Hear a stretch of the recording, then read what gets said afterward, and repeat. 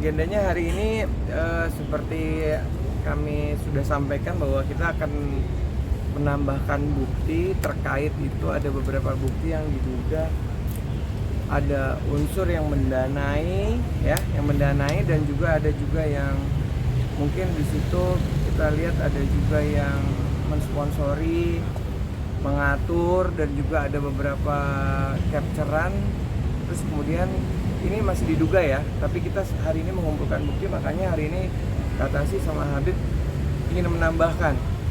Bahkan kita juga ada bukti tambahan tadi apa rekaman yang suara, ya, rekaman yang suara, diduga rekaman tulisan bukti ini ya, pembayaran rekening semua kita mau lampirkan semua ke transferan gaji ya, transferan pendanaan ke orang-orang itu dari yang saya bilang dalang waktu itu. Ya, jadi kami ingin mempertegas, membuktikan bahwa memang klien kami apa berita yang kemarin disampaikan itu berita yang tidak benar.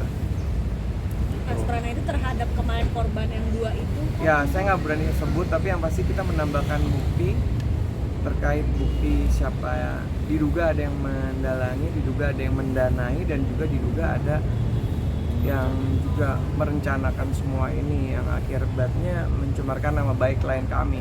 Seberapa yakin nih Bang, mungkin dari Katasi sendiri ada yang menunggangi kasus ini nih? Ya, ini kan kita masih dalam proses penyelidikan, jadi kami masih menunggu bukti-bukti tambahan lagi yang lain yang kami kumpulkan dari Katasi, karena kan beliau juga baru balik dari umroh. Tapi yang pasti insya Allah kami yakin kedepannya kita akan mengumpulkan bukti agar bisa mencari siapa dalang di belakang ini. Bang Sandi, oknum ini apakah ya kemarin akun yang dilaporkan atau memang ada orang baru yang mendanai sponsor itu? Saya nggak bisa sebut di sini siapa, tapi yang pasti terkait dengan laporan ada beberapa akun dan ada beberapa orang yang sudah diduga kita curigai, makanya hari ini kita lengkapin bukti. Jadi ya klien kami juga yakin bahwa bukti-bukti yang kita lampirkan hari ini adalah bukti-bukti yang akan membuka ke depan bagaimana caranya supaya kita juga bisa mengetahui siapa pelaku di belakang kasus ini, dan juga memberikan informasi dan juga memberikan mendanai ya mungkin ya. Oke, sama kita kan juga datang saksi baru, saksi yang ada di dalam.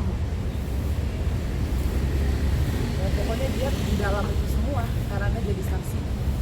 Katanya mungkin ada dugaan dari circle keluarga sendiri atau di luar Nah, ya? itu kita udah sebut nama kita, tapi pasti kan akan dikasih tahu sama polisi.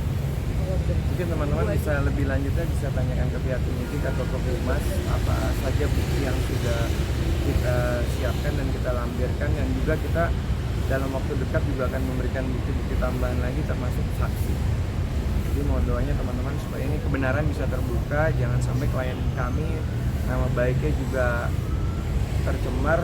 Nah, kami ingin segera membersihkan nama baik klien kami agar dengan adanya proses penyidikan nanti ke depannya bisa terbukti siapa sebenarnya dalang dari pelaku terkait laporan kita yang kemarin.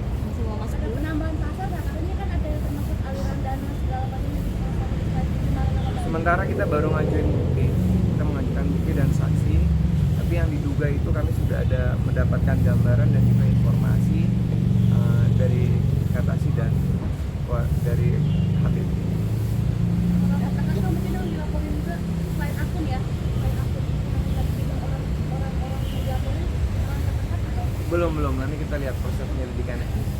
Ya, karena saya kalau ngomong di sini. Ya pokoknya itu Apa? intinya ini tuh momen yang aku tuh sampai udah gemes juga bilang ke Bang Sandi tolong buru-buru hari ini, karena ini tuh bukti yang paling aku tunggu-tunggu pengen kasih dari waktu awal.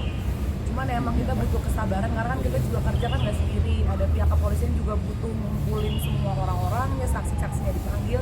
Nah alhamdulillah ya pulang umroh dan ada bukti tambahan yang sangat kuat, dan insya Allah beberapa saksi akan kita hadirkan juga tuh saksi kuat karena orang-orang yang terlibat juga di dalam semua tahu persis dan yakin, dan kita juga nggak akan sembarang ngasih bukti kalau nggak yakin gitu ya. Apakah setelah umroh ini kakak berdoa di tanah suci mungkin dapat dibukakan pintu sama Allah? Dari waktu press conference kemarin kan juga aku udah bilang insya Allah mak kita punya buktinya. Jadi terus aku mau ngomong ini juga, kan mereka dari pihak yang lain ya, pihak seberang itu kan suka bilang minta permintaan maaf gitu.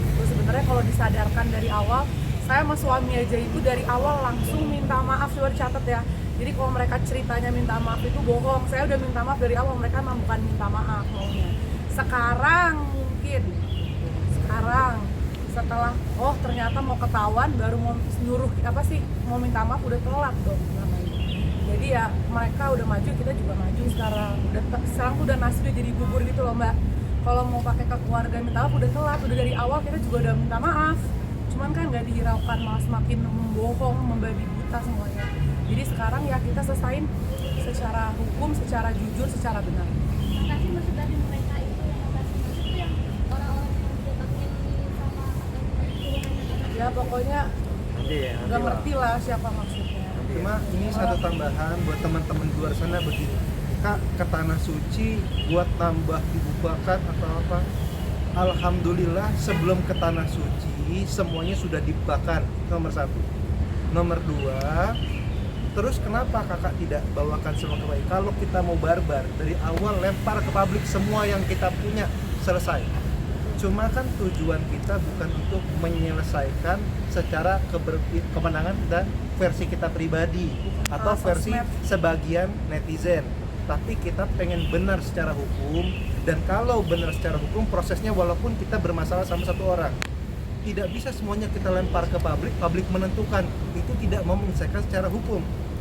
Tapi apapun yang kita punya, kita setorkan kepada pihak berwajib, nanti pihak berwajib yang menentukan apakah saya yang bersalah ataukah mereka yang bersalah. Itu seperti itu. Tapi hikmahnya dengan masa seperti ini kita jadi punya waktu untuk ibadah. Itu yang kita syukuri. Mungkin kalau tidak ada masa ini, kemarin kita belum tentu umroh. Alhamdulillah juga ada teman kita satu di sini. Mana ada sini dah?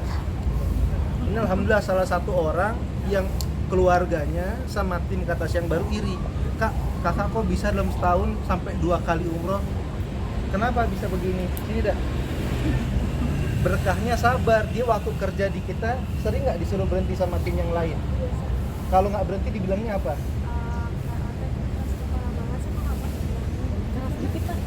dibilang ada keras kepala banget tuh mau dibilangin kok nggak mau ikut dengan kata-kata mereka. Dibilang juga diajak untuk berhenti, kalau nggak dibilang pengkhianat bukan? Iya, Pak. Pengkhianat. Alhamdulillah dia namanya orang bekerja, tidak ada kerja, tidak ada keluhan. Kalau namanya gaji tidak dibayar, yang lebih lama banyak, itu cuma kerja 2 bulan. Yang lebih kerja bertahun-tahun di kita banyak. Ini satu angkatan. Dari awal memang yang niat keluar, memang niat keluar. Yang niat tidak baik, tidak baik. Dia disuruh keluar, tidak keluar. Dibilang pengkhianat, dia bersabar. Bukan 1-2 Pak. Tekanan di tempat kerja sampai 5-6 orang keluar. Dan memang keluarnya kalau dibilang karena bosnya, tapi di dalam 5-6 orang ini kan saling ajak mengajak. Satu mengajak ini dihina, yang tidak mau ikutan dihina. Kan Mas tahu tekanan pergaulan lebih kuat dari tekanan orang tua. Kalau teman nyuruh kita ngerokok, orang tua harus suruh stop, kita ngerokok apa stop? Kita ikutin. Kalau yang mayoritas ya, pergaulan itu kuat. Ini salah satu ditekan, tapi dia enggak. Alhamdulillah hikmahnya jadi 2 kali, alhamdulillah bisa ngelihat Ka'bah, bisa berdoa ya. Udah cukup. Siap, siap. Enggak, udah kita nggak ketemu lagi habis susut.